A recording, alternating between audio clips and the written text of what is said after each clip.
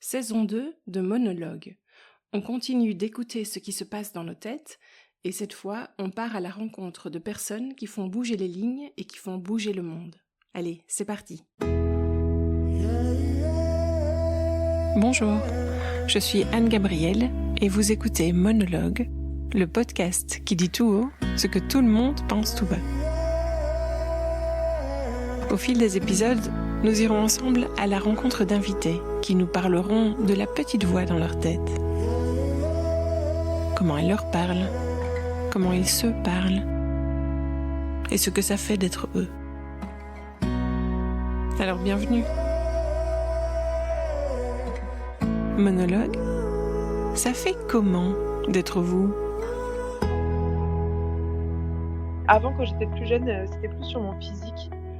Mais je pense que ça s'est vachement calmé, cette voix interne sur mon physique, parce que, en fait, le féminisme est passé par là, les luttes anti-grossophobes sont passées par là, et je les ai tellement intégrées que pour le coup, je pense que c'est un endroit de rumination que j'ai réussi à faire taire. Bonjour à toutes et à tous et bienvenue dans ce nouvel épisode de Monologue. Aujourd'hui, j'ai le grand plaisir de recevoir Camille Test. Tu poses des questions très difficiles. Camille est autrice, professeure de yoga, journaliste, militante et animatrice du podcast Encore Heureux. Il y a tout le temps du doute. Ce qui me fait rire, c'est que même après avoir écrit un livre entier sur le sujet et avoir... en plus, je suis polyamoureuse, donc j'ai littéralement, de façon concomitante, on va dire, des relations avec des gens de plusieurs genres. Donc je pense qu'il n'y a pas plus bisexuel comme expérience que la mienne. Et j'arrive quand même à me dire, mais en fait, est-ce que finalement c'est hétéro, est-ce que finalement... c'est fou. Elle écrit et réfléchit sur le bien-être, le corps, la bisexualité, toujours en faisant ce lien entre l'intime et le politique. Moi, je pense que j'aimerais qu'on se dise, je n'ai pas à accepter ce système tel qu'il est. Qu'il pourrait en être autrement, on peut faire autrement, on n'a pas à accepter les règles du jeu telles qu'elles existent aujourd'hui. Et dans cet épisode, nous allons parler de sa voix intérieure. Et ça fait partie des choses sur lesquelles je travaille fort à essayer de réconcilier ces voix pour qu'il n'y en ait plus qu'une, c'est déjà bien, je pense. Comment elle l'écoute, la questionne, comment elle la soutient ou la défie dans ses engagements. Alors bienvenue. Bonjour Camille et bienvenue. Bonjour, merci pour l'invitation. Avec plaisir. Tu es prête, on y va ? Alors pour plonger directement à la rencontre de ta voix intérieure, est-ce que c'est intensif ? Est-ce que tu as une petite voix dans ta tête qui est bavarde ou est-ce qu'il y a aussi pas mal de silence ou d'autres choses ? Il n'y a aucun silence. Tout simplement. Non, il n'y a pas beaucoup de silence dans ma tête, à part de rares moments que je chéris et qui sont souvent des moments qui font suite à, enfin qui sont parce que j'ai eu 3 semaines de vacances ou parce que j'ai fait beaucoup de sport et qu'à ce moment-là ça marche, mais sinon non, c'est plutôt j'ai plutôt une voix intérieure très très bavarde euh, qui, euh, qui en fait je dirais même que j'ai un peu plusieurs voix intérieures parce que j'ai plusieurs personnes, on va dire, qui m'habitent en quelque sorte, enfin plusieurs caractères et qui sont en dialogue constant et ça fait partie des choses sur lesquelles je travaille fort à essayer de réconcilier ces voix pour qu'il n'y en ait plus qu'une. C'est déjà bien, je pense, d'avoir une seule voix intérieure. Moi, je suis impressionnée par les gens qui sont, on va dire, complètement alignés tout le temps et complètement d'accord avec eux-mêmes tout le temps, quoi. Et dans les plusieurs voix, c'est systématiquement la même qui l'emporte ou non, il y a à chaque fois débat et il y a toujours un suspense ? Non, non, en fait, je dirais que j'ai un peu principalement deux voix. J'ai un peu c'est un peu la fable de La Fontaine, la cigale et la fourmi, quoi, tu vois. Donc j'ai vraiment la voix de la personne qui veut vivre au moment présent, très joyeux, de très très drôle. Et puis j'ai une voix plus anxieuse, qui a besoin de davantage de planification, qui a besoin de tout savoir ce qui va se passer sur les 25 prochaines années. Pour moi à titre perso, mais aussi même pour le monde politiquement. Donc je pense que c'est pas une voix positive et une voix négative. Deux ont des forces, on va dire, mais en tout cas, il y en a une qui me pousse à, on va dire, à, à m'engager, à faire de la politique, à essayer enfin, à faire du militantisme, à essayer d'être dans l'action pour créer un monde plus rassurant. Et puis, il y en a une autre qui est plus là pour profiter du moment présent, pour se rappeler qu'en fait, on sait pas où on sera demain. Enfin, c'est un peu Mhm. des évidences que je raconte, mais et en fait, j'ai l'impression qu'il y a un temps pour les deux et ce que j'essaie de faire, c'est réconcilier en fait ces deux trucs-là et d'être capable de passer de l'une à l'autre sans que ce soit en fait des énormes débats internes, mais des endroits de friction et de culpabilité aussi, parce qu'il y a toujours forcément une des deux voix qui est là, mais oh là là, tu fais que travailler, tu fais que t'engager, mais où est-ce que tu te détends, où est-ce que tu profites? Et puis quand je me détends et je profite, oh là là, mais tu fais que te détendre et de profiter, Mhm. où est ton anticipation, où est ton, bref, c'est ça. Et comment est-ce que tu arrives à te reposer, par exemple, si tu es en pleine phase de travail et d'action, comment est-ce que tu arrives à te dire, OK, maintenant je me pose, ça va être quoi l'activité ou la pensée qui va t'aider à redescendre ou revenir à toi? Bah, en fait, j'ai un fonctionnement très TDAH, donc qui est le trouble du déficit de l'attention Mhm. avec hyperactivité, et je pense que l'une des caractéristiques de ce trouble-là, c'est qu'on a du mal à se mettre à quelque chose, et puis quand on s'y met intensément. On parle parfois d'hyperfocus, et c'est quasiment impossible d'en sortir, à part si on est déshydraté, en hypoglycémie totale ou qu'on sombre dans l'épuisement. Donc souvent, ce qui me sort d'une activité, c'est vraiment que je vais dormir, hein. Et qu'il faut boire un grand Et verre d'eau.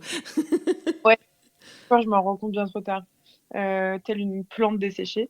Mhm. Non, mais ce qui me sort souvent d'un endroit ou de l'autre, c'est vraiment de passer à l'action. Donc, si je vois que je suis trop dans le travail, dans l'anticipation, dans cette voie-là, c'est faire quelque chose de physique, hein. Souvent, c'est aller courir. Enfin, voilà, c'est la course à pied qui me sauve, hein, de ces boucles-là. Ou alors faire autre chose de physique. En ce moment, chez moi, j'ai une petite cour que j'essaie de transformer en petit jardin et donc aller creuser des trous dans la terre, Mhm. faire des trucs très concrets, ou faire des travaux, poser des étagères, poncer un mur, repeindre un mur. Enfin, ça, c'est vraiment des trucs qui me font vraiment du bien et qui me sortent de ça, quoi. Et inversement, si tu es en train de profiter pleinement et que tu te dis, bon, allez, maintenant on doit s'y remettre, tu te bases sur quoi pour te remettre dans l'élan?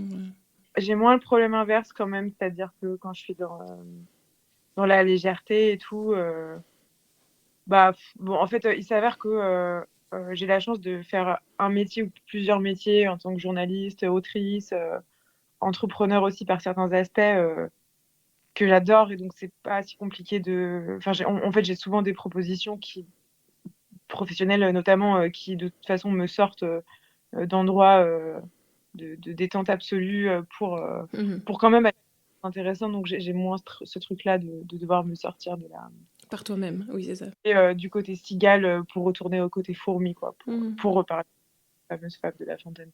Mhm. Et est-ce que tu es beaucoup sujette à la rumination? Et c'est quoi le thème favori pour toi de rumination? Alors ça dépend des moments, mais tu vois, là, on est en hiver et clairement, je trouve que c'est des moments aussi où c'est plus dur de sortir, s'aérer, prendre de la lumière, voir des gens, enfin bon, bref, donc oui, je peux être sujette à la rumination. Ce qui me revient le plus, je pense, enfin, c'est en train de changer, mais c'est l'impression de se comparer un peu, d'avoir l'impression de jamais être assez bonne. J'ai vraiment tendance à prendre les trucs que j'ai ratés ou que j'ai pas fait suffisamment bien, Mhm. et à faire des sortes de boucles mentales En dessus, autocritique. en autocritique, et à me comparer, en fait, mais de manière un peu, enfin, complètement irrationnelle, en fait. C'est-à-dire que parfois, je vais prendre, je sais pas, un élément de mon parcours professionnel. Avant, quand j'étais plus jeune, c'était plus sur mon physique.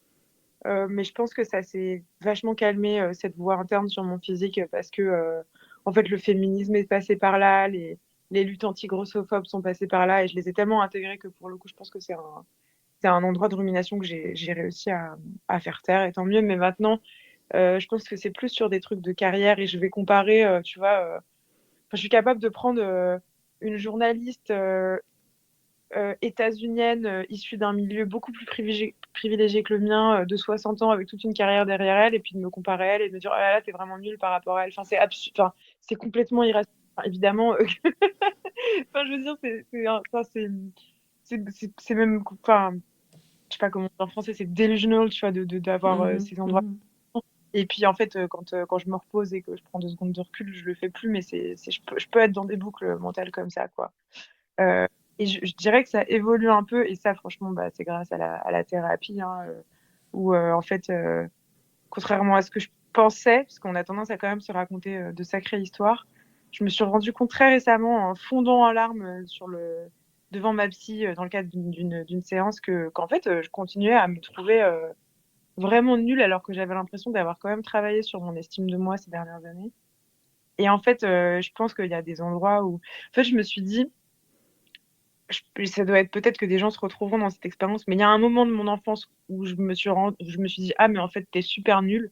Enfin, un endroit où, en fait, je pense que quand on est petit, on se pose pas ces questions d'estime de soi, on vit le moment, on teste des trucs, on met de la peinture sur les murs de sa maison, et puis on renverse ses céréales, quoi. Et puis, à un moment où on commence à se regarder soi, et moi, je pense qu'à un moment, je me suis regardée et je me suis trouvée nulle, ce qui en plus n'était pas du tout le cas. Enfin, ça veut rien dire en plus d'être nulle.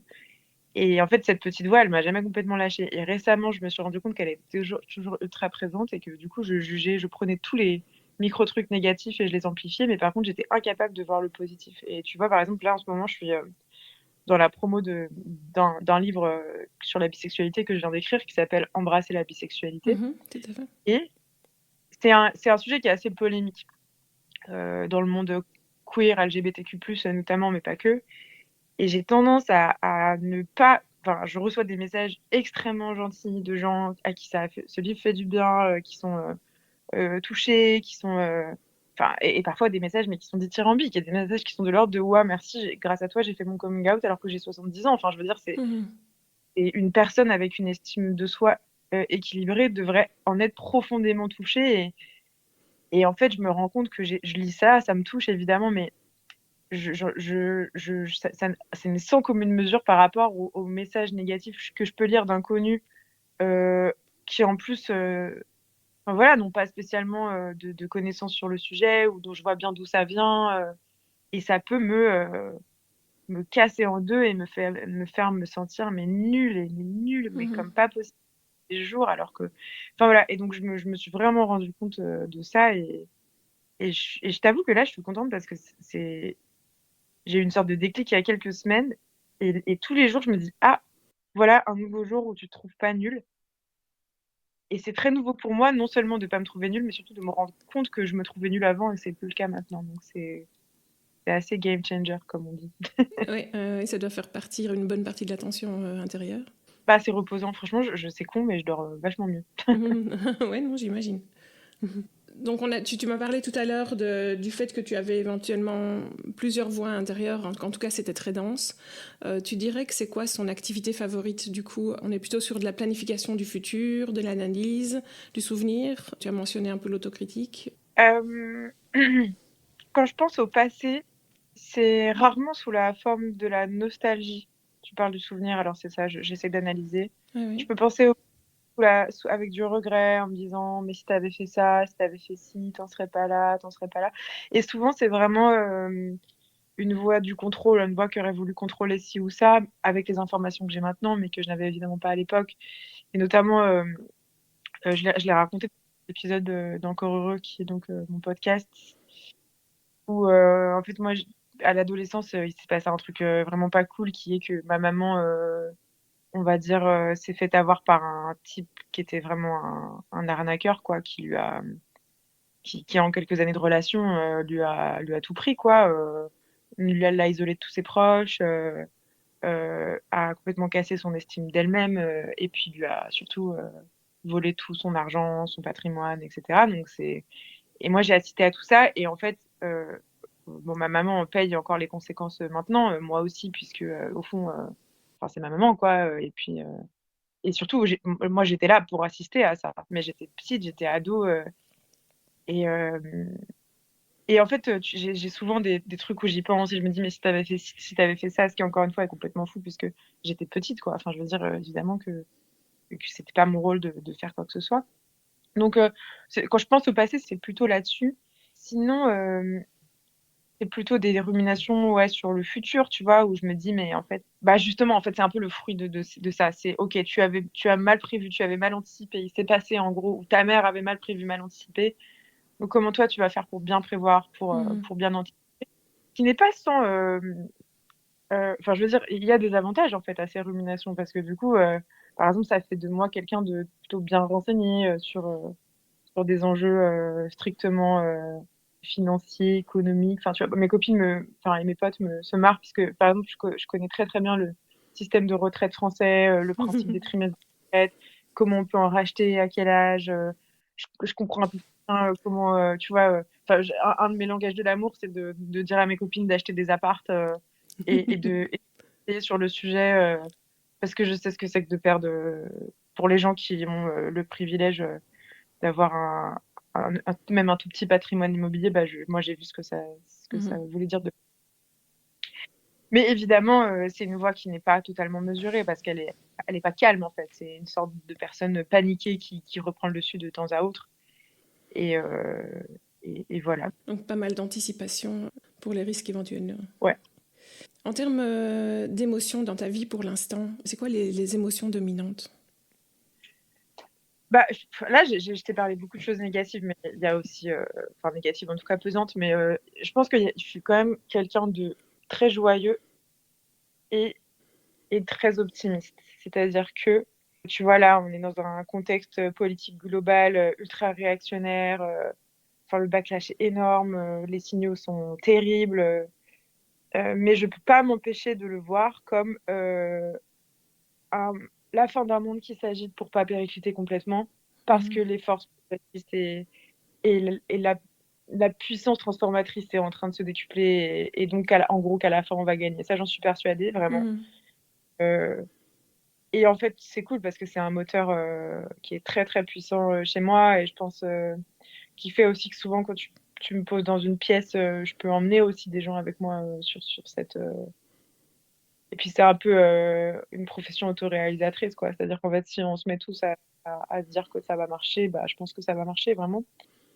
Euh, Oui, donc tu as de la joie qui est liée à aussi un enthousiasme, quoi, où tu arrives à prendre les gens dans ton énergie.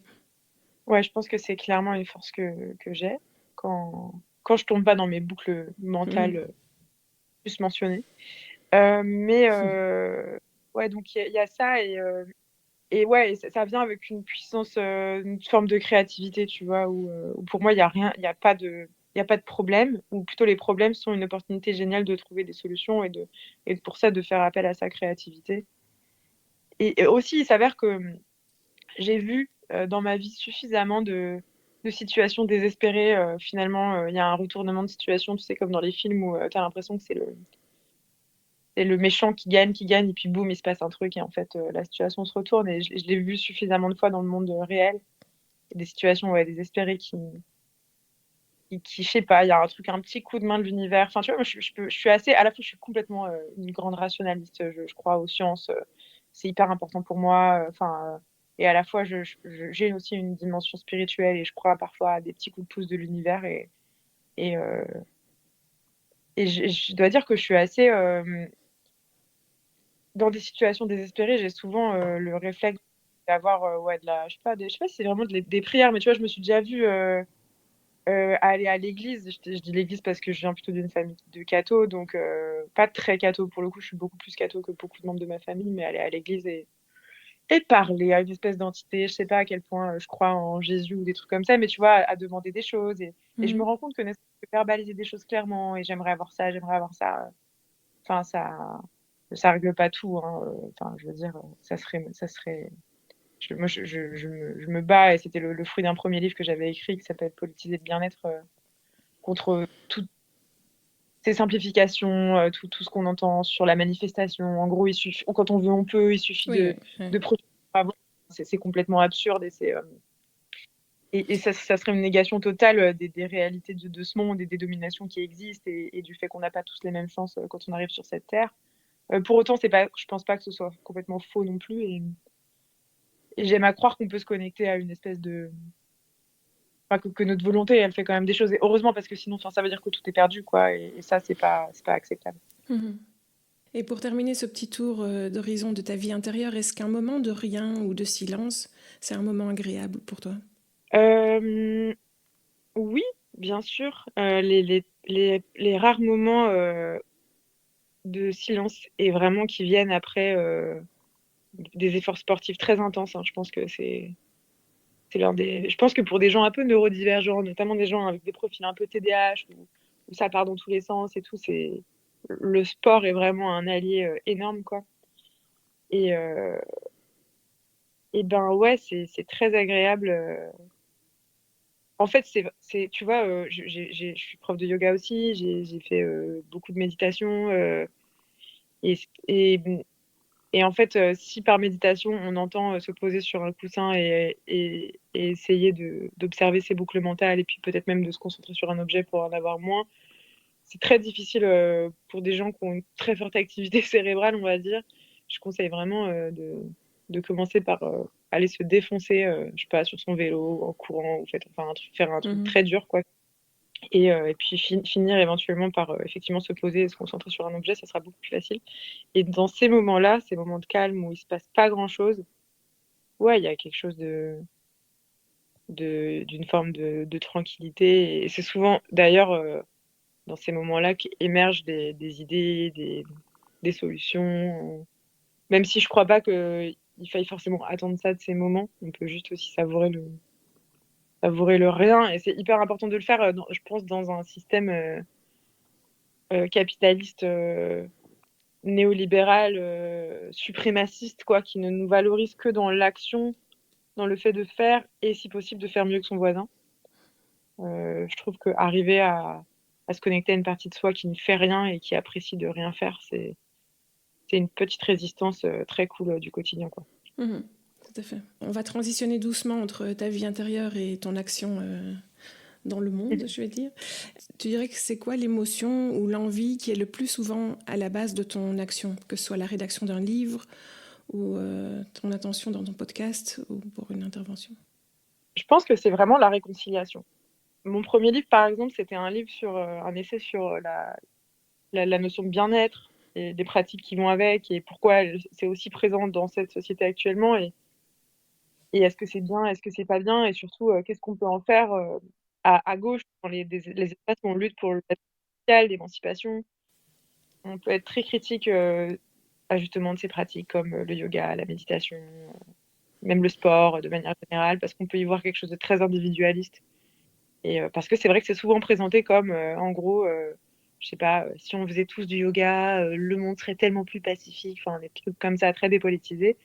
Et moi, j'avais envie de me poser la question dans ce livre de bah, comment on fait pour que ces pratiques-là, notamment, elles puissent être mises au service justement de l'émancipation et de lutte qui visent l'émancipation, l'égalité, l'équité, etc.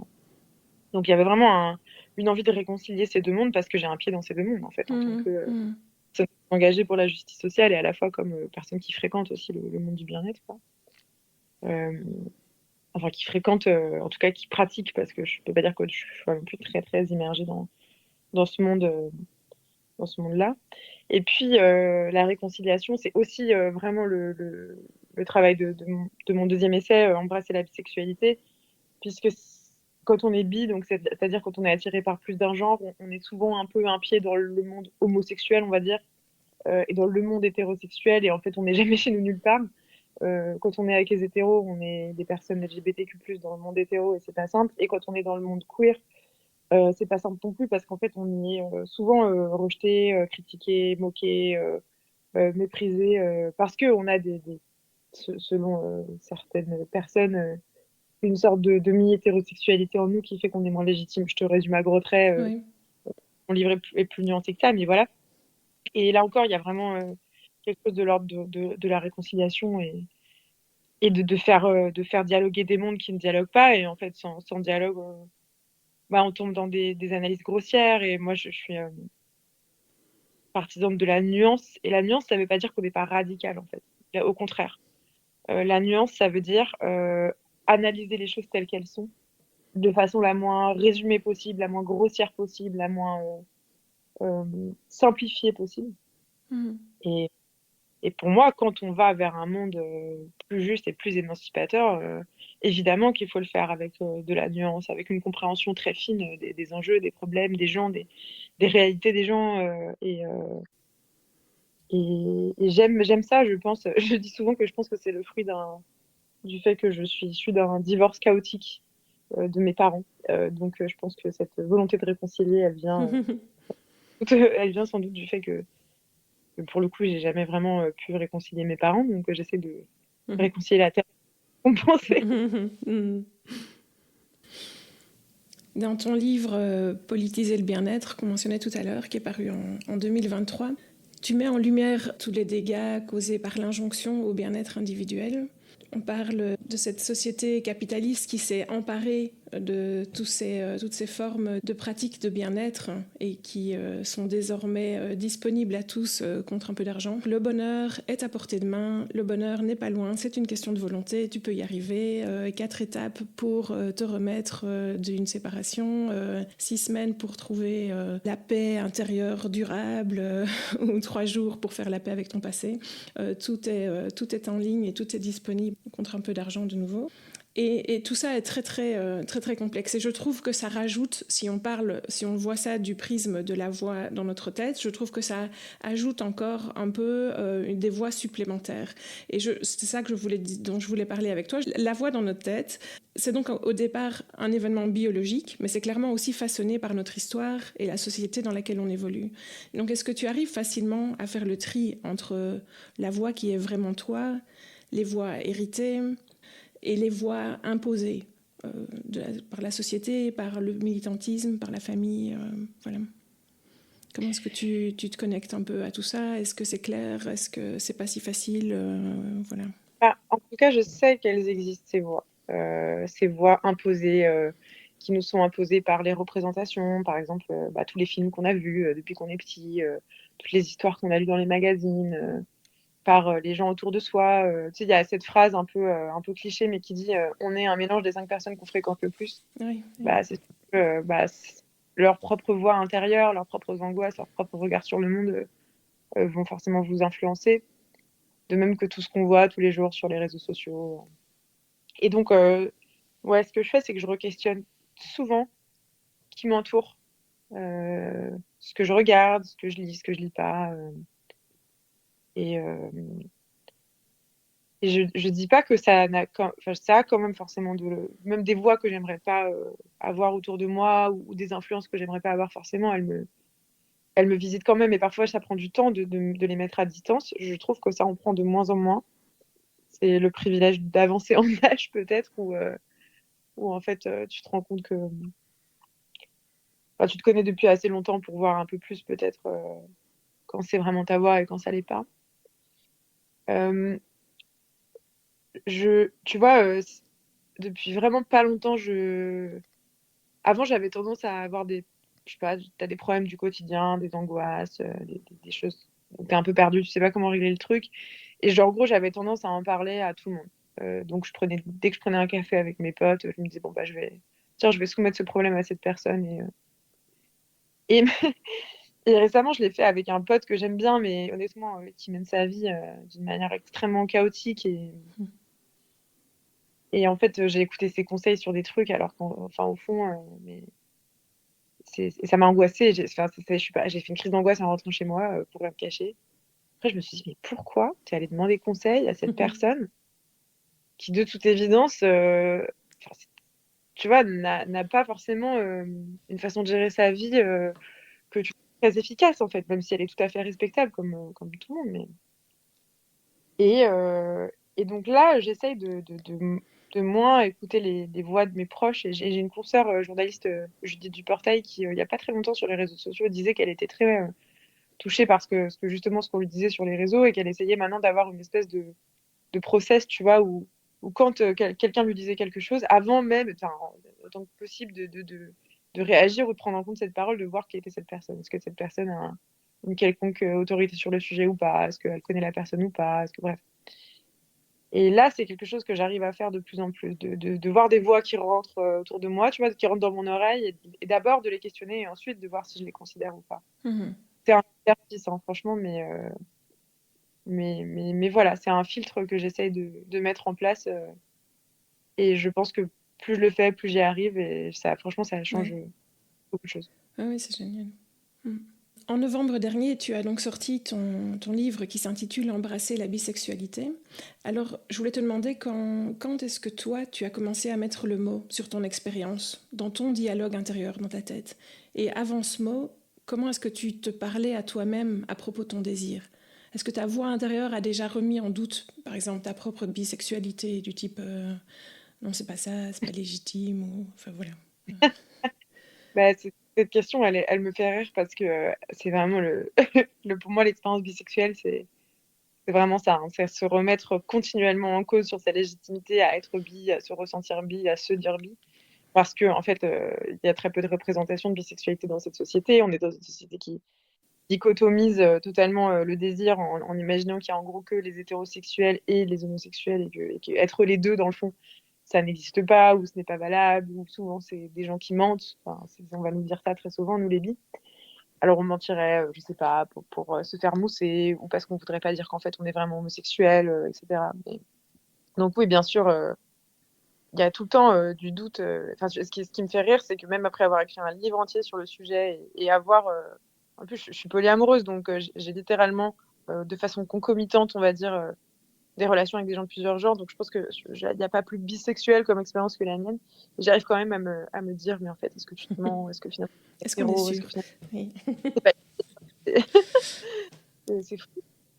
Et puis, pour répondre à ta première question de quand ça a commencé, en fait, quand j'ai toujours eu des attirances pour des gens de plusieurs genres. C'est ce que je raconte dans l'introduction du Oui, livre. tout à J'ai fait. toujours eu crush pour des filles et des garçons, mais mes premières expériences se sont passées avec des filles, romantiques et sexuelles. Et, et à la fois, je connaissais le mot bisexuel, mais ça faisait pas forcément totalement sens. Et puis, à un moment où en devenant étudiante, jeune adulte, c'est devenu enfin, j'ai eu de plus en plus de mal à me dire bisexuelle parce que je pense que c'est un mélange d'injonction à l'hétérosexualité et aussi autour de moi, j'avais des gens qui étaient eux gays et lesbiennes et qui donc pour moi étaient vraiment les vrais LGBT et comme j'avais eu plus de relations hétéros, j'avais du mal à me dire ah bah je suis comme eux, comme elles. Et en ayant du mal à me dire ça, bah, je me suis moins autorisée à avoir des relations homosexuelles. Ou alors, quand je les avais, je me disais, ah, mais c'est pas pareil, c'est juste, tu vois, je sais pas, j'étais bourrée, ou c'était juste une expérience comme ça pour rigoler, c'est la jeunesse, enfin, je sais pas, je me racontais des histoires.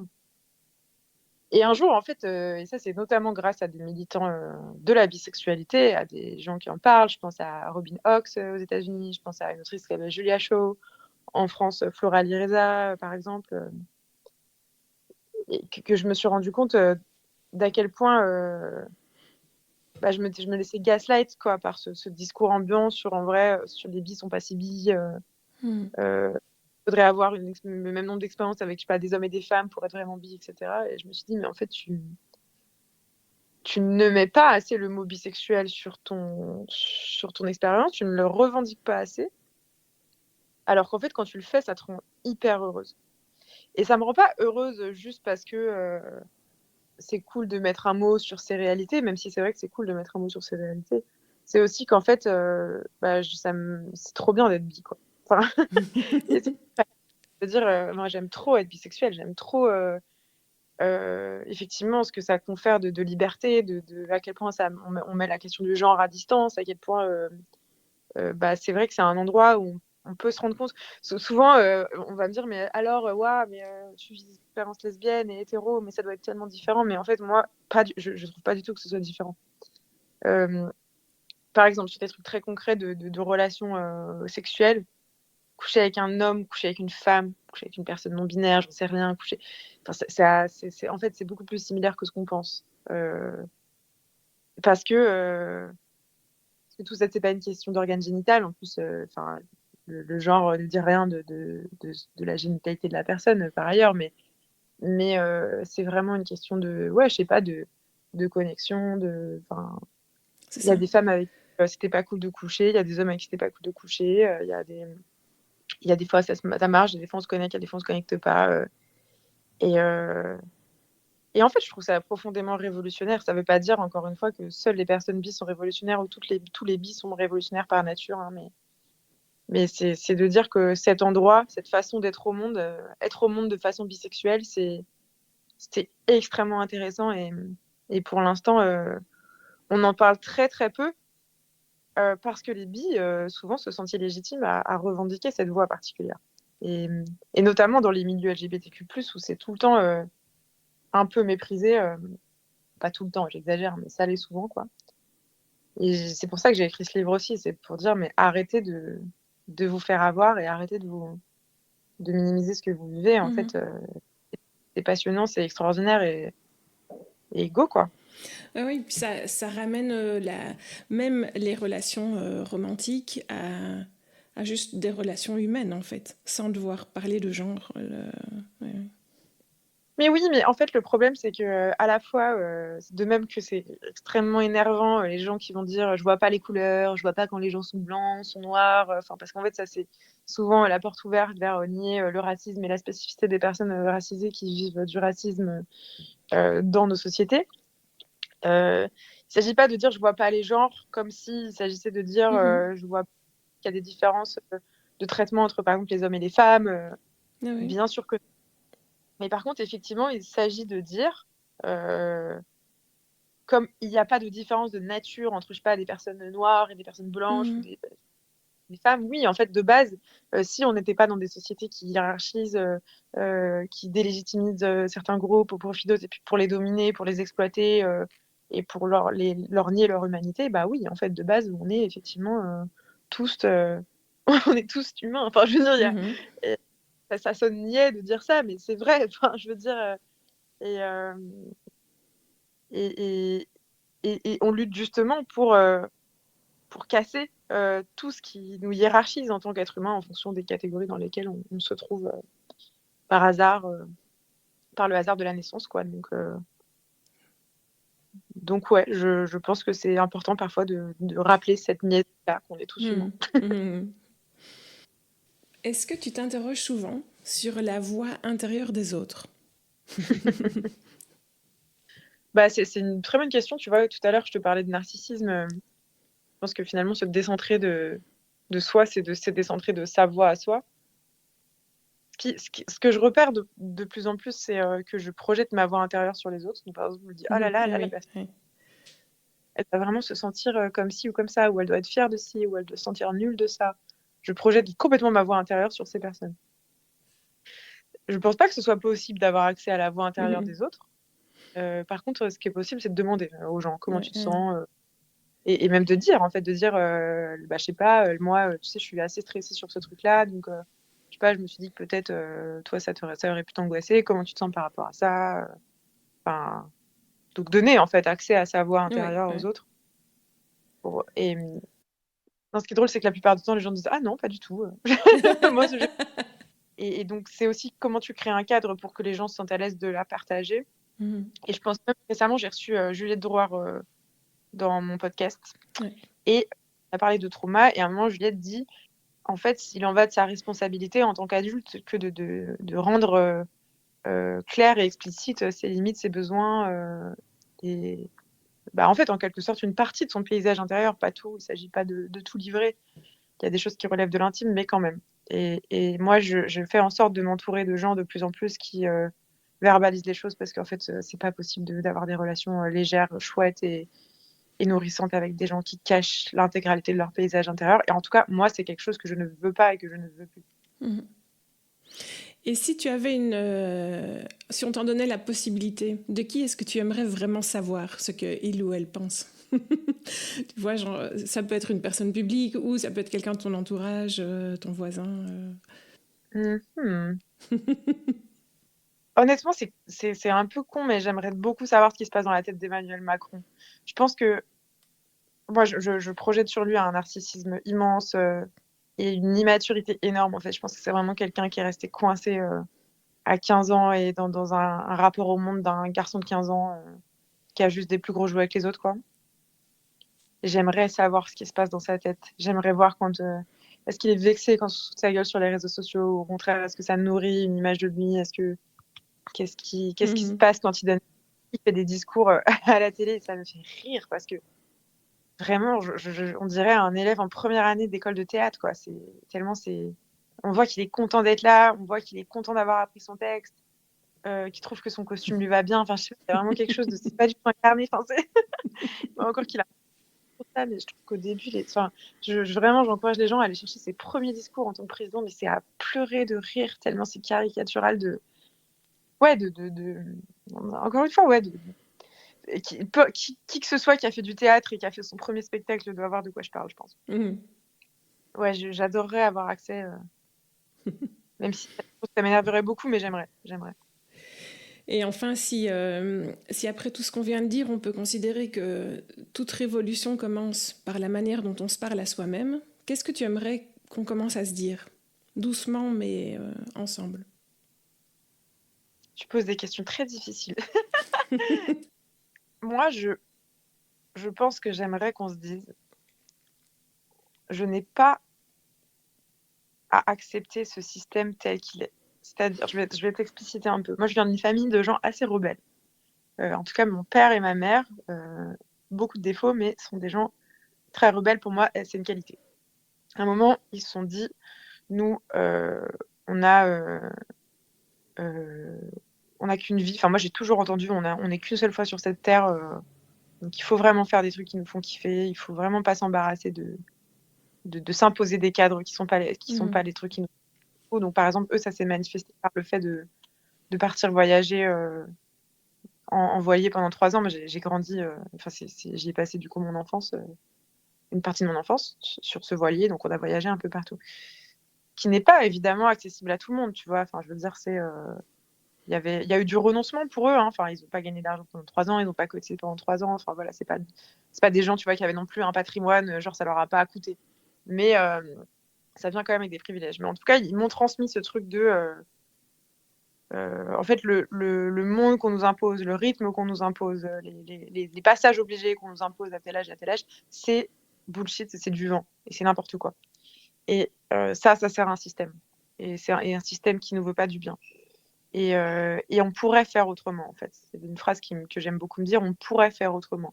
On pourrait, tu vois, je sais pas, on n'arrête pas de nous rabâcher qu'il va falloir faire des efforts pour la retraite et il va falloir travailler plus tard. C'est pas vrai, en fait. Il y aurait d'autres façons d'organiser la société. Ah bah, il n'y a plus d'argent pour l'hôpital public. C'est pas vrai, en fait. Il y a juste, il s'avère que les 5% les plus riches payent de moins en moins d'impôts et payent moins d'impôts que ton boulanger, quoi, tu vois. Donc, en fait, c'est pas vrai. Il suffirait juste de mieux redistribuer. Donc, la voie intérieure, pour moi, que je trouve importante à cultiver, c'est de se rappeler qu'il pourrait en être autrement, on peut faire autrement, on n'a pas à accepter les règles du jeu telles qu'elles existent aujourd'hui. Et quand on commence à comprendre ça, bon, déjà, on est exaspéré par les gens qui pensent pas pareil, parce que on sait que des règles, ça se change, en fait. Des règles, ça se change, et là, c'est le principe, hein, c'est le principe de la loi, c'est le principe des constitutions. Enfin, je veux dire, notre système politique n'est pas organisé comme il y a ne serait-ce qu'un siècle, tu vois, parce qu'en fait, des règles, ça se change. Et en fait, une fois qu'on sait qu'on a ce pouvoir d'agir, ben, on peut se connecter à d'autres gens qui ont aussi cette envie et ce pouvoir d'agir, et encore une fois, changer le monde.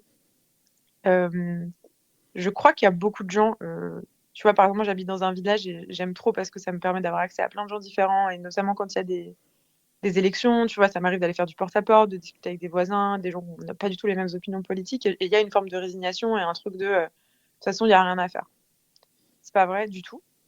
Par contre, oui, vous avez perdu votre foi en votre pouvoir d'agir, parce que toute votre vie, on vous a répété que vous étiez pas assez bien, que vous étiez nul, que vous étiez de toute façon, vous êtes des petites gens. Quelqu'un m'a dit ça le jour.